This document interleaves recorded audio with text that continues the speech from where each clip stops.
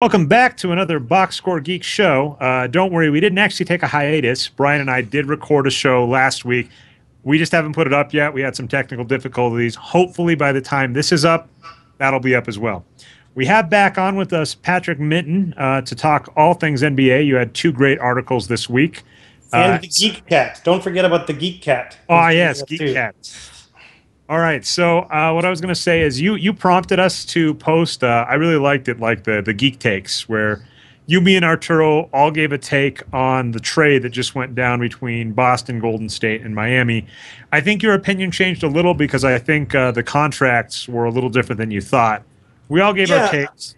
If I had to do that whole thing over again, I've come around. I kind of like this trade a little bit, or at least I feel like this trade is neutral for Boston. I'm not sure it's a great trade, but I don't feel like it's a bad trade anymore. I think part of it was I hadn't really been keeping track of the Celtics for a couple weeks. Wasn't really keeping track of how Crawford was playing, and he has come way down from his heights at the beginning of the season. But still, I maintain the fact that this is I think this is third NBA year, maybe fourth, but I think it's third. And if you look at his numbers this season, the primary difference is assists up, turnovers down. And I just don't feel like that's the kind of difference you get from just random luckiness. It's not like, oh, hey, I ran really hot from three-point land this month, and I'm shooting 44% from three, so I look like a great player. Getting your assists up and getting your turnovers down, I feel like that's something that's much more an indication of finally sort of getting how the NBA works. And that doesn't mean he's going to be a great player, but it does mean that he's probably going to at least continue to be a decent player going forward. Because as I always say, shooting comes and goes, but things like assists, turnovers, steals, rebounds, they tend to be pretty stable over time. And when you sort of start to get the hang of the NBA, when the game slows down for you a little bit, that's the kind of improvement you see in point guards. Their assists go up, their turnovers go down. Yeah, and what I was going to say, my take on it actually varies a little. So I compared this to the Luol Deng trade. We know for a fact that Luol Deng turned down 3 years, $10 million. And when I was talking about this on the last podcast, I basically said that is pushing the limits of what I'd be willing to pay Luol Deng. That already makes me uncomfortable. Beyond that is certainly a no-go. The consideration with Jordan Crawford is with Rajon Rondo coming back and his contract being up. Is he either just going to walk himself because he knows he's not going to be a starter anymore with Rondo around, or is he going to want to raise? And if either of these are the cases, like if the Celtics had tried to negotiate and couldn't, then I think they were right. If the Celtics think they could have gotten him back for less than $5 million a year, then I would actually agree with your take originally, which is they messed up. Yeah, my take definitely was under the false assumption that they had one more year on his rookie contract before he leaves. So knowing now that he's expiring, I feel like it's a lot better trade than I thought it was from Boston. At the same time, when people keep saying things like selling high, I mean, if you look at the protection on that Philadelphia pick, there's almost no chance it becomes a good first rounder. At best, it becomes by definition a low first rounder, and it's entirely possible it becomes a couple of second round picks. So really, they traded a guy for 3 second round picks and Joel Anthony, and that's not really my definition of selling high. I mean, that is better than getting nothing by letting him walk, but it's not selling high. It's not like what the Clippers got for Bledsoe, which was really selling high. And the Clippers made a really smart move with Bledsoe because although Bledsoe's really good, he's not Chris Paul. So they knew he was never going to be, a 30-minute-a-night guy. And they thought, well, why don't we use him to get a couple of wing players because our wings are kind of terrible. And they did that. They got really good wing players for him. But I don't think this is selling high. I think it's a good trade. I've kind of changed my mind about it, but it's still not. I don't feel like the way Arturo feels that Boston won this trade by any means. I think he was busy today because we did talk a lot about this. I do want to take this chance to bash Arturo. And by the way, make the point that it's the Boxscore Geeks. There's an S at the end. Because what I find on Twitter a lot is people will say, you said. They'll come at any one of us, right? You've seen this on Twitter. I've seen this on Twitter. People come at and say, well, you said on the site. And it's like, well, there are three of us and we don't always agree. This trade is an example because Arturo's unbridled optimism for Joel Anthony just has to show how much Kendrick Perkins has scarred him. because there is no way that Joel Anthony, like I said, if you want to grade this trade based on getting picks for an expiring player that you didn't think you were going to get back, great, fantastic, good work. By the way, if the Celtics think they could have gotten him back, then they messed up, but I don't think they thought that. But Joel Anthony hasn't been good in years. He's played 12 games this season. He's 32 years old. I mean, it's not a coincidence that all of his minutes have gone to Chris Anderson, right? It's not. And you know, I just don't think it's, I mean, clearly Miami thinks he's at the end of his rope and didn't want to pay him $4 million next year. And I totally understand that, because at this point you look at Joel Anthony, he's essentially Jason Collins, right? He's a guy that's going to give you 10 minutes a night. And he's probably not going to win any games or lose any games for you unless you're foolish enough to give him 30 minutes a night. I just don't really see him as making a big difference. And given that he's almost a lock to opt into next year's contract at $3.8 million, he's not worth his contract. And by the way, this is the team that took a chance multiple times on Juwan Howard. So if they think you're done, yeah, it's a good point. Yeah, but I was curious. So I basically said my take was that Miami lost, because I basically thought Miami was clearing up cap space, and what it cost them was multiple picks, and they had to take back a bad player. Like Tony Douglas is doing nothing on that team. He better not do anything on that team. So I called them the loser, but on the whole, basically what I did is, I think I agree with you. Boston, okay trade, a good trade, but nothing. I'm not super excited about it. It's not franchise changing. A+ to Golden State. I'm impressed that they've started turning into a smart team. They got a solid backup for Steph Curry, which is key in the West with Curry's injuries. And they traded a terrible player to do it. But I kind of felt Miami lost. What are your thoughts on that? I think Miami did what they set out to do. I think you may be right. They paid perhaps too high a price, giving up that Philadelphia pick for it, because there's a small chance that pick becomes a late first rounder. And there's a much bigger chance that it becomes 2 second-round picks, which can always be used to trade up, or they're always, the thing is, Miami does not have lots of assets to give up in order to improve their team. So, if they're looking at a situation next year where Wade can't play very much, or where, basically they've got all these expiring contracts, literally the entire team, not literally, like the entire team is pretty much an expiring contract, right? And so I think Bosch opts into his contract, because seriously, who gives Bosch $20 million? I don't think anybody in the NBA gives him $20 million. So he'll opt into his. But there's every possibility that Wade and LeBron opt out of their contracts. In fact, they probably will, even if they want to stay in Miami, just to make more money. I think I read a lot of fans on Twitter. A lot of Heat fans on Twitter are convinced that Wade and LeBron are going to do the Spurs thing, where they opt out and take less money to help the team. But to me, that just reads like homerism. I don't see it happening. Right? On that, the reason they came together. The only way that happens is if they're both convinced that it continues to be a championship contender. And the way it is now, next year, that's totally unclear, because Bettier expires, Allen expires, James Jones expires. Like, every wing player not named LeBron or Wade is an expiring contract. And who do they bring in to supplement the core three? Because if they sign the core three, they're at the cap, right? That's $60 million right there. Who do they bring in to supplement the three? And how much money do they spend on it? Those are things that LeBron and Wade are both going to want to know before they agree to sign for either the same amount or less money. They're not just going to go to Mickey Harrison and say, "Dude, we like you. We'll play for $15 million." Well, the other thing, I think I did a breakdown when we did a talk about Kobe, like who were the Lakers bidding against, and so I broke it down, like. The Philadelphia 76ers and Mavericks both have money available, and I put those teams both in kind of better shape. So, the fact of the matter is, I think LeBron accomplished everything he wanted to accomplish in Miami, right? He's been to multiple finals. He's won multiple finals. He's won multiple finals MVP. Winning 6 finals is just hard, but I think he's clearly cemented himself as one of the greatest ever. He got the finals monkey off his back, so he's good.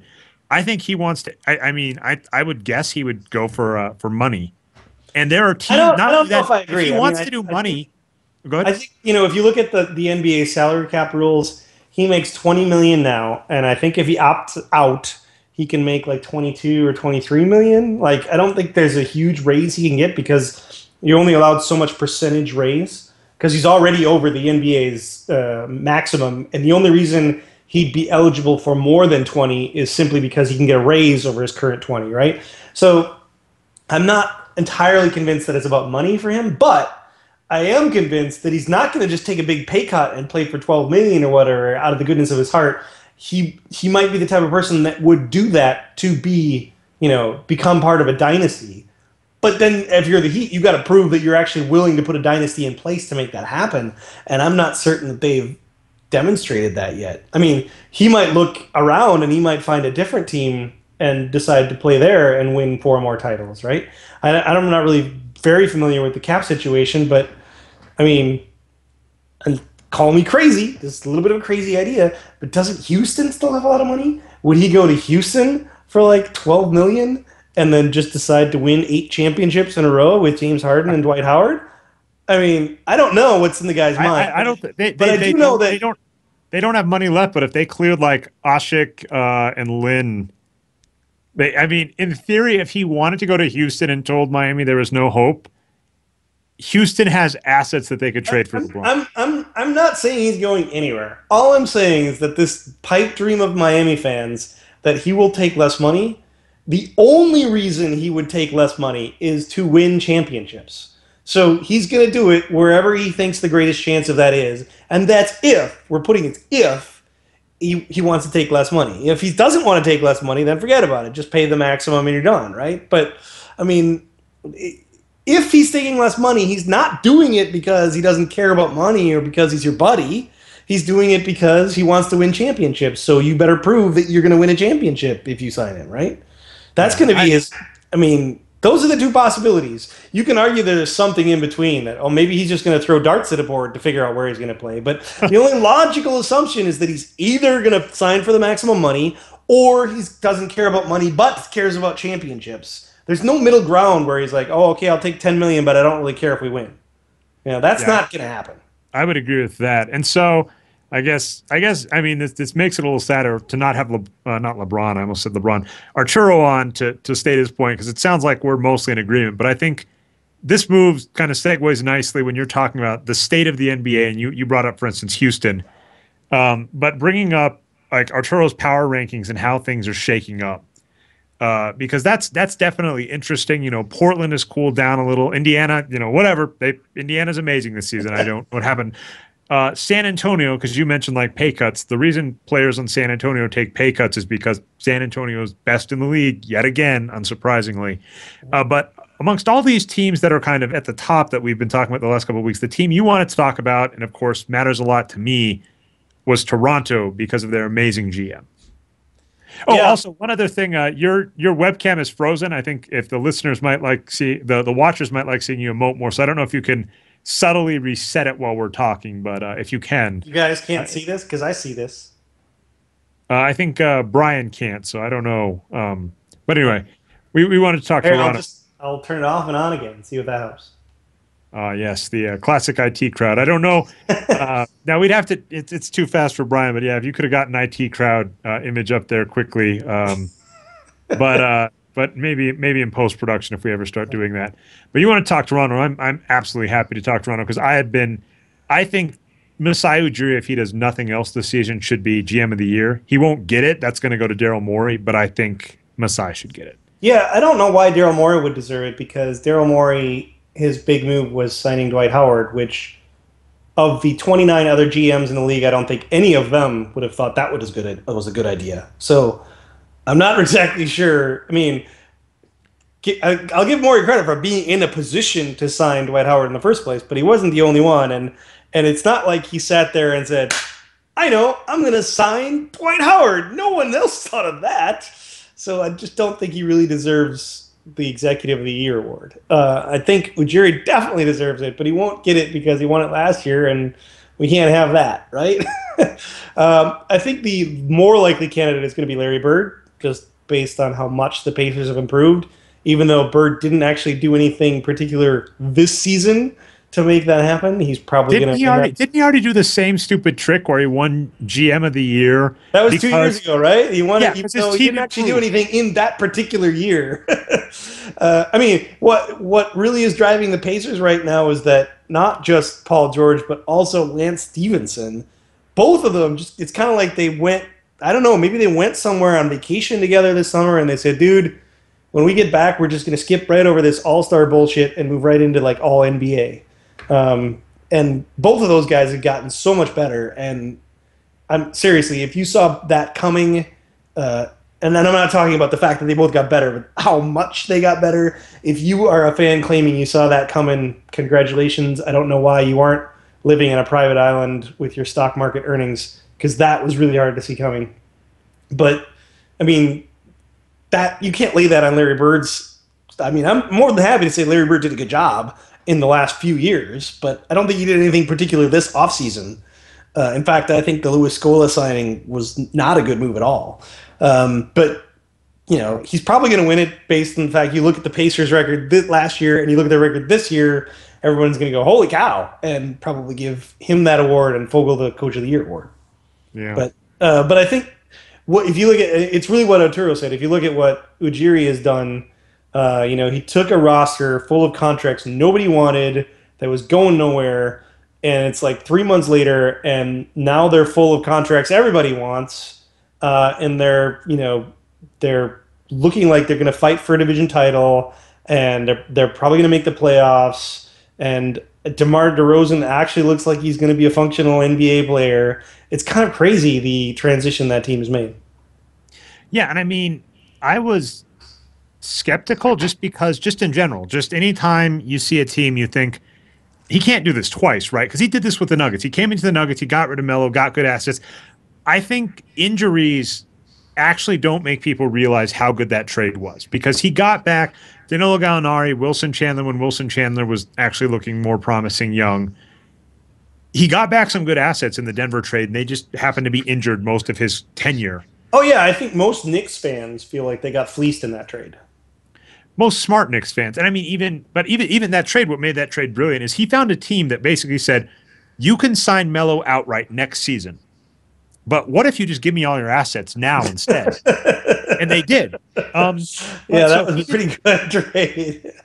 Yeah, what amazes me is that the Nuggets went from a franchise best team, and even though they're going to be good this season, they're going to make the playoffs, they were a franchise best team last season. After he left, the new management's first moves were to undo a lot of Masai's moves. They let Andre Iguodala walk. While some people may believe Andre Iguodala doesn't want to be in Denver, which I buy, I don't buy that had they offered him $15 million a year, he would have stayed. I think he would have stayed for the money, because I think most players will take the money, especially if it's their last contract. So I don't buy that they even offered him any money. I think they just let him walk as soon as Golden State wanted him. They traded Costa Koufos. You know, I think we were mentioning on the pre. Oh my God, that was such a terrible trade. Yeah, let's trade this fully functional, pretty decent center, even if you think he's a backup to JaVale McGee. He's pretty decent. He's a good guy. Let's trade him for this terrible guy who's never done anything.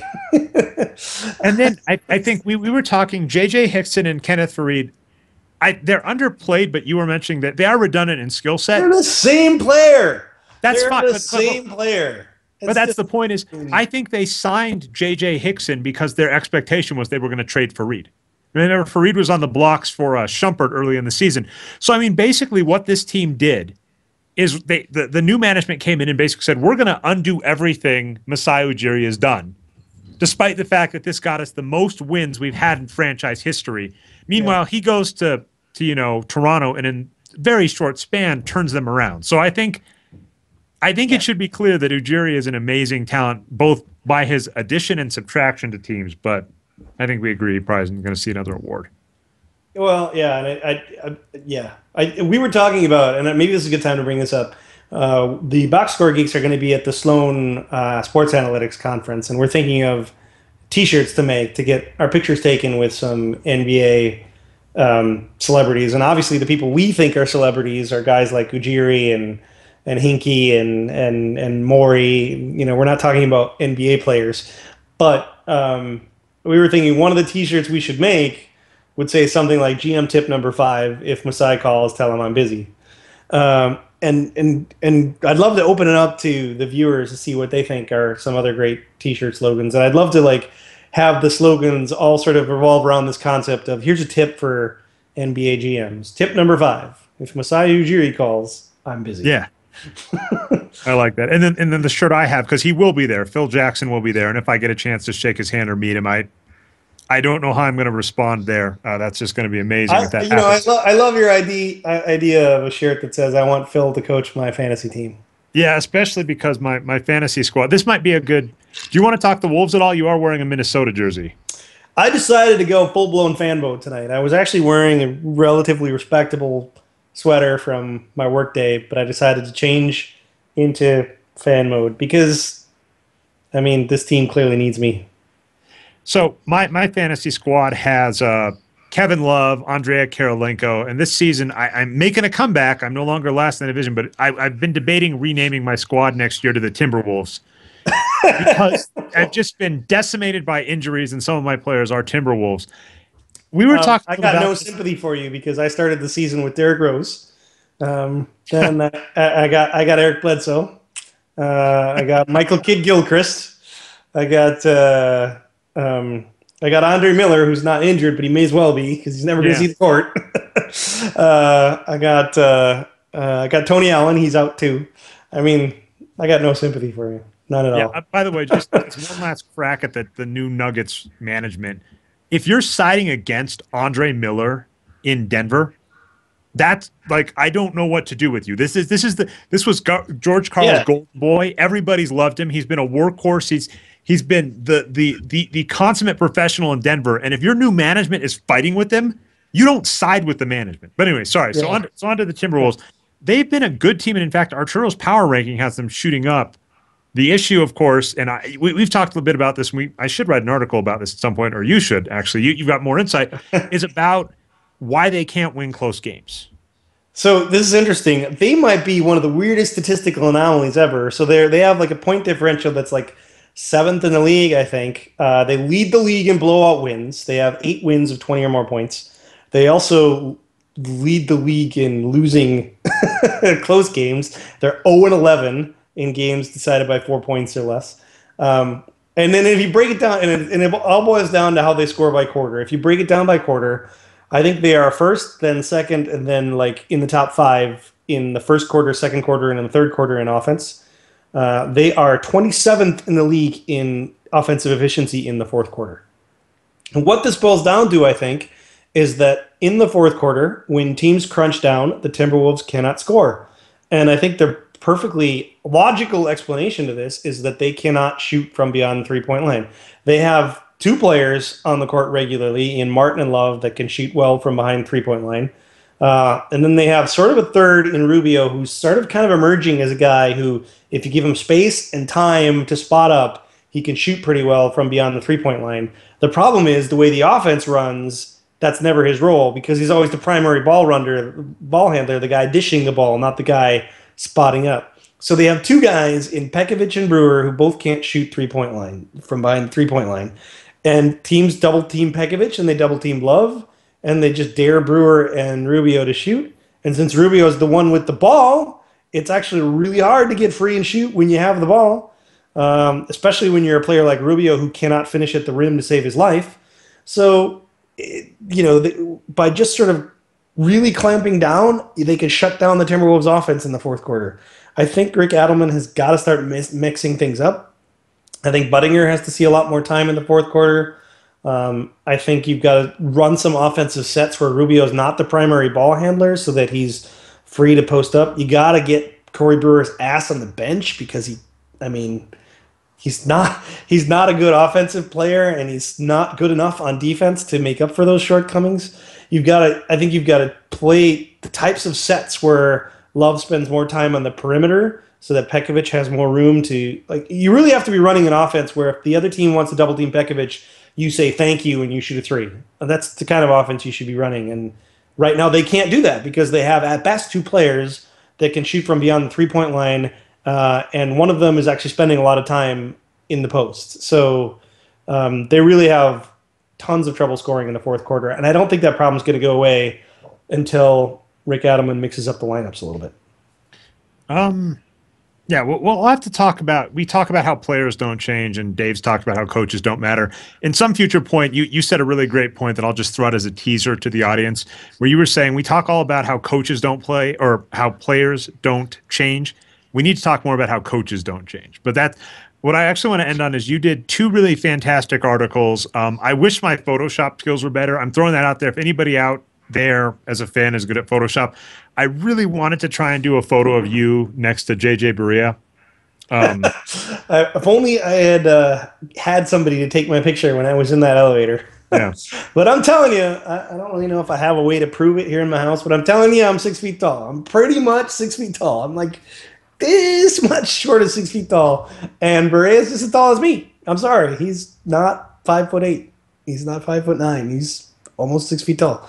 And it's not just Barea, it's Love, it's guys like Chuck Hayes. I mean, the NBA exaggerates. Sorry, the NBA, particularly the broadcast journalists, but a lot of the NBA journalists exaggerate far too much, like absolute measurements and heights, and they pick and choose. Like, Kevin Love is only quote unquote only 6'8" in shoes, but for some reason, LaMarcus Aldridge, when I look at his official height of 7'1" or whatever it is, I'm going to go ahead and trust that that's not in shoes, that's barefoot. So for him, I'm not going to apply that. Even though all that matters is there's probably about 2 to 3 inches difference between Kevin Love and LaMarcus Aldridge. Doesn't matter if the one's 7'1" and the other's 6'11", or the other one's 6'11" and the one's 6'8". It doesn't matter. The only thing that matters is he's about average for a power forward. That's all that matters.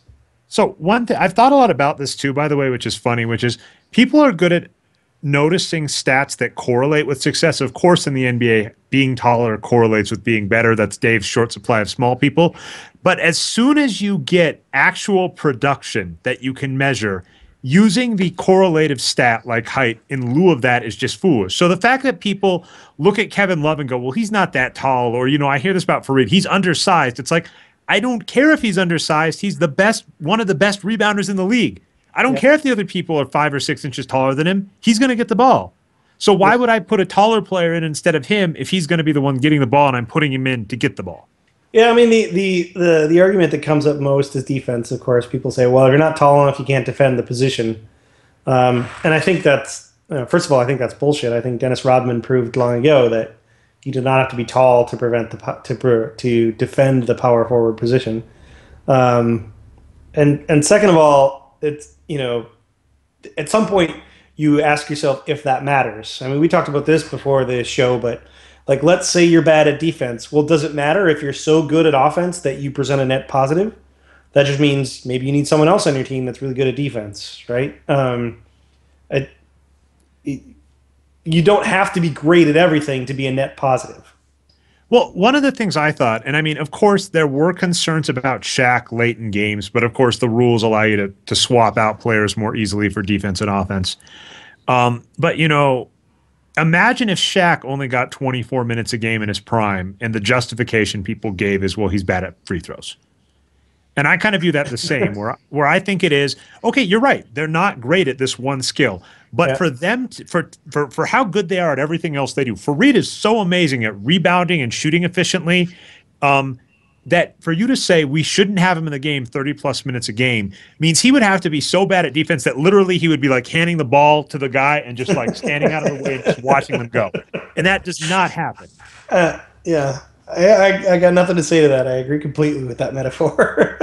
And it's a funny thing when I hear it, with Andre Drummond. Like, you don't hear it much anymore because they're finally catching on. But in his rookie year, it was always like, well, he's bad at free throws. It's like the guy's like a rebounding machine. He's blocking all the shots. And like, how bad does he have to be at this one thing to really justify sitting him so much? Absolutely. And I have no way to transition into this, but I do love that you pointed out on the Warriors, especially because I hear a lot of people talk about the league. We get over the small ball meme a lot. You're talking about height here. Arturo's calling DeMarcus Cousins a franchise. I apologize to the listeners on behalf of Arturo. Calling DeMarcus Cousins a franchise level center is unacceptable. And I debated pulling that out of the article because he asked me to edit it. I made a note on it, but that was almost inexcusable. That is below the box score geek standards. I apologize. But you pointed out on Bogut on Golden State, and this kind of, I think there are better tall players that people don't realize, better centers in the league than people realize, and we've just turned into loving players like DeMarcus Aldridge. We're still in the yay points era, unfortunately. Yeah, I mean this is actually kind of the nature of the way the NBA is moving. Centers generally aren't the guys scoring lots of points, just because the low post game isn't what it used to be, right? I don't think until the rules change again, we're not going to see a player like Kareem Abdul-Jabbar, who is like far and away the number one scoring option on your team, because it's just really hard to. And Phil Jackson talks about this all the time. Like the traditional back to the basket post game kind of isn't there, but at the same time, there's other ways to get the big man the ball, right? You got to use other ways. You got to talk about you got to talk about cutting to the ball in the high post and other ways to get the ball. You got to get the big man the ball on the move, which is something that Pekovic is becoming, for example, really good at. Bogut obviously does not make his impact known on the offensive end, and so that's why, very much like Tyson Chandler, he's probably going to be overlooked by voters until it gets to the point where it becomes super obvious. But he's really playing the same role for Golden State that Chandler did for Dallas, right? He's a defensive enforcer. He's rebounding the heck out of the ball. He does not shoot often, but when he shoots, it's their dunks and their layups. And I love how people say, well, it's easy to score efficiently if you don't shoot very often. Well, tell that to the Collins brothers, right? Tell that to Mark Madsen. It's not true. The other part about that drives me crazy when people talk about like Tyson Chandler and Andrew Bogut, and they say, well, it's easy to score if all you're doing is dunking. Well, it's not easy in the NBA to get right next. You realize, I don't think most people realize it. The rules in the NBA are that the two lanes next to the hoop, you are not allowed to just stand in those. You're not allowed to stand in the key. You have to get out of the key. Yeah, it's as if playing off the ball and cutting to the basket at exactly the right moment were somehow trivially easy skills. And all I gotta say is, well, if that's easy, then how come there aren't 50 players in the NBA who score 10 points a game on dunks? If it's that easy, right? How come there aren't 50 players in the NBA who only shoot the ball 5 times a game and they're all dunks? Yeah, that just drives me. It drives me crazy to think that getting close to the hoop is an easy skill, because people recognize getting close to the hoop at the right moment and being free, being able to catch the ball, playing with your point guard or your shooting guard in a way, recognizing how the ball is moving on the strong side so you move on the weak side the right way, as if all those things were somehow easy, as if they were all just sort of things you can learn and not things that are related to talent. Because, the NBA is littered with big men that cannot do that. Littered with big men that have been in the league for 5, 6, 7, 8 years who cannot do that. Well, I keep getting back to Fareed because I'm such a big fan. But he, to me, when I watch him play, and I've gotten the luxury of seeing him play in person a few times, he is a hockey player to me, where it's almost like watching, when you watch hockey, they kind of move in this rotation where one player is getting into position to get a pass and get a puck in. And Fareed is like this. And again, that's not an easy skill. People act like if you don't start the action, you're not skilled on offense, and that's just not true.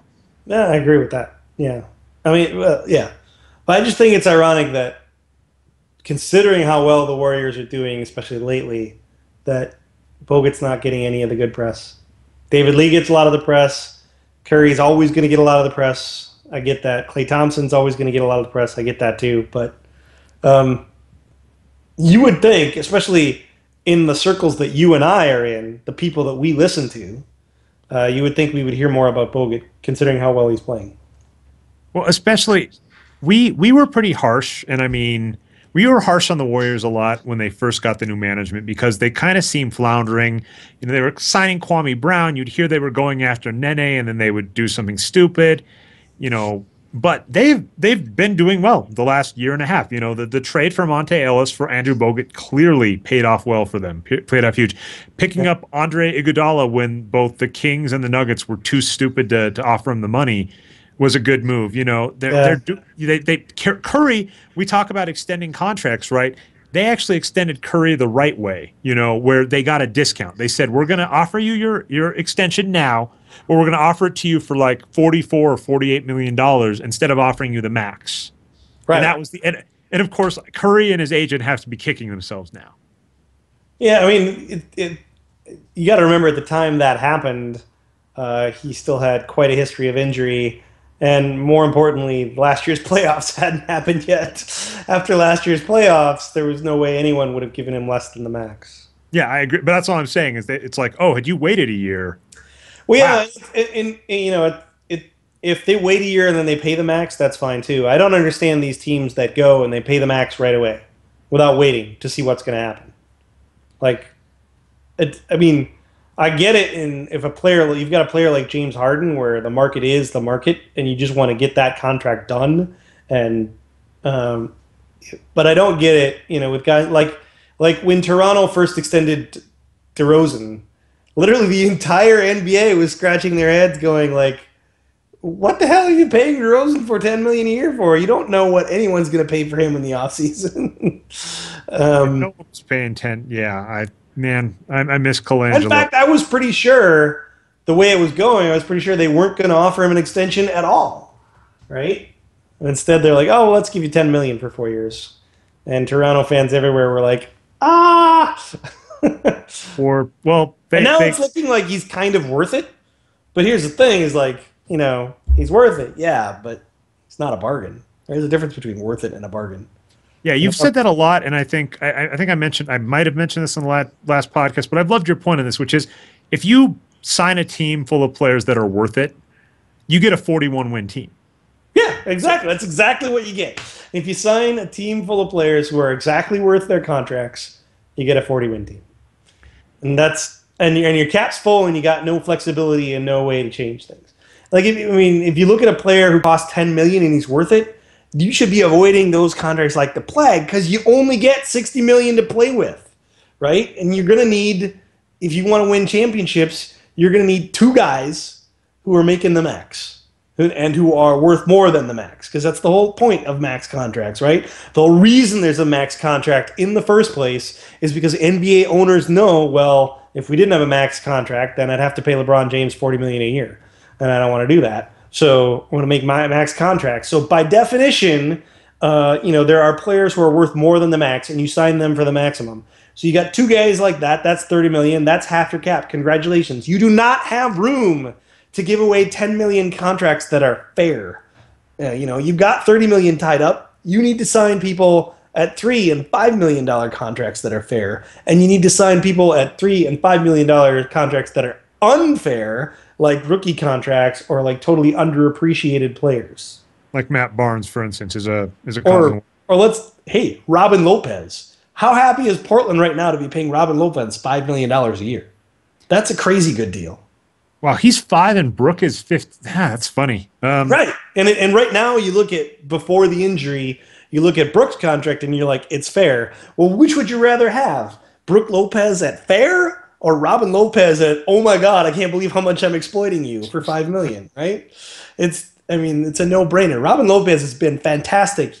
In fact, I should have written about him instead of Bogut because Lopez has been fantastic for the Trailblazers. He's been doing like all the things that precisely you need Aldridge's counterpart in the front court to do. He's been great at all those things. But of course, Aldridge is going to get credit for not having to do those things now. It's like, it's exactly, we were talking about this before. It's exactly what he said in an interview, which I still haven't found. I apologize. He said, if I had better teammates, I'd be better.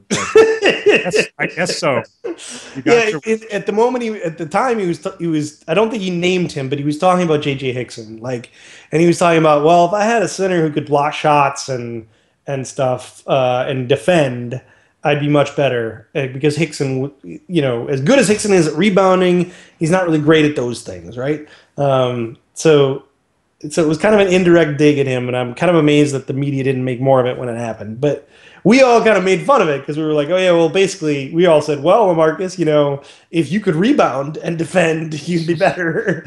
But I mean, it is what it is. LaMarcus Aldridge is who he is, and if you're gonna pay him $15 million a year, you got to put somebody next to him who can do these dirty things, who gets like the offensive rebounds, who defends well, who blocks shots, who rebounds well, and Lopez is doing all those things. I mean, I've seen a few games, and Lopez is it causes lots of problems for opposing teams. When Aldridge is shooting those jump shots he loves, Lopez is right there snapping up rebounds and giving teams fits. And that's exactly the guy you need to complement him.